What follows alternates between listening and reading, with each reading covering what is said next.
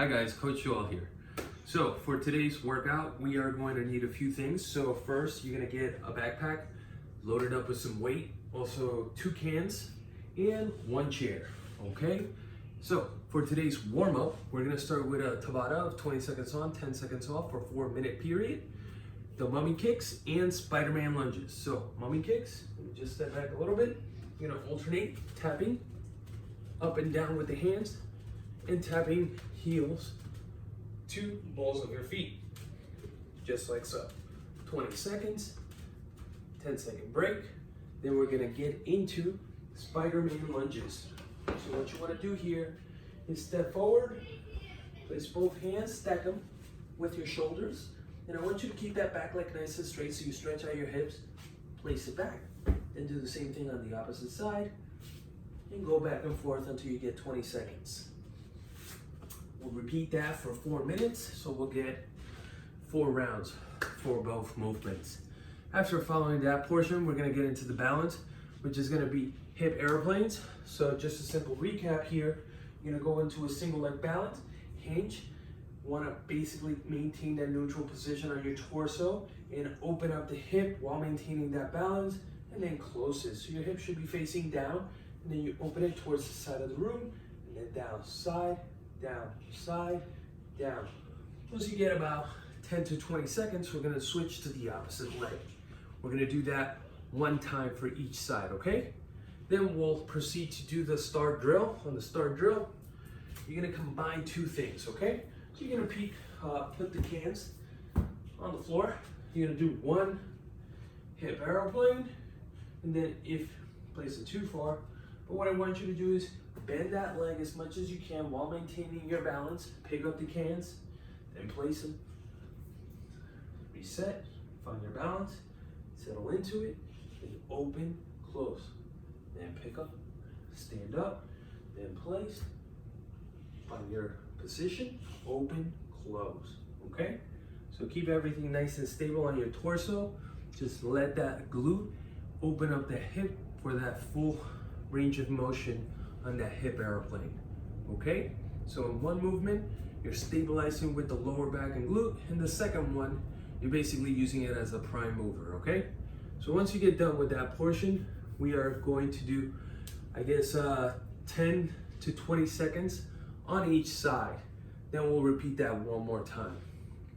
Once we finish with the balance element, we're gonna go into the strength portion for today. So we're gonna do 3 rounds of 8 to 10 push-ups.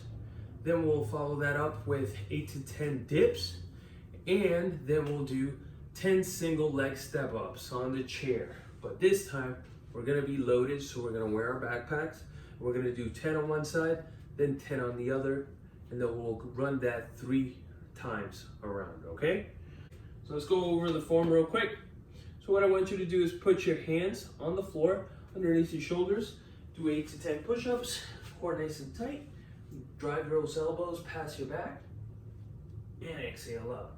8 to 10, very simple, okay? If it's too difficult, you're gonna place your knees on the ground.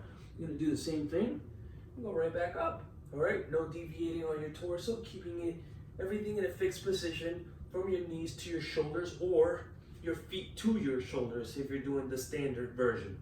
If it's too much, then find something a little bit higher, like a countertop, or maybe the arm of your couch, and that'll distribute the weight mainly towards your feet, and you should be able to maintain that midline stability so that you could do them efficiently, okay? So once you get 8 to 10 push-ups, we're gonna go into dips. So sit on your chair, place your hands at your side, right on the edge of that chair. Make sure you're nice and firm. You're gonna just push your butt off of the chair.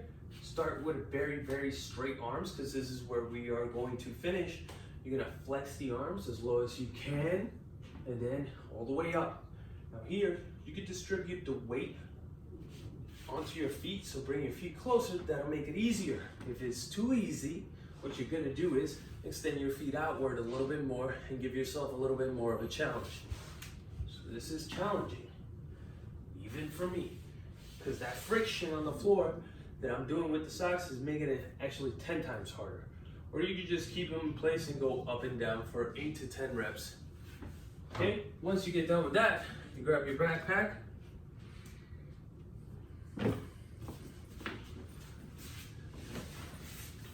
Take out the strap. Put it on both sides.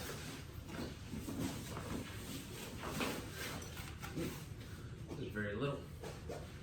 Open up the straps. Nice and secure. So I'm gonna do 10 on one side, and then I'm gonna switch to 10 on the opposite leg. If I step up with the left leg, I step up, full extension before I place the other leg, and then I go down with the leg that just went up, okay? So I'm repeating all the work on the same leg for 10. So if I go up, again, with the left leg, that same leg is gonna use all my force to go down. Okay, so it's doing the work up and also down. Once you get done with 10, switch to 10 on the opposite side, okay? Once you get 3 rounds around, 3 times around, then you finish the strength portion for today. Now, let's get into the conditioning. Now on the conditioning, we're gonna do 3 rounds of 30, 20, 10. The movements are only 2 today. Is shoulder taps and sit-ups. So you should be very comfortable with these 2. You're gonna get into a high plank position. Try to maintain that hip stability. No rocking back and forth. So you go into a 3-point plank.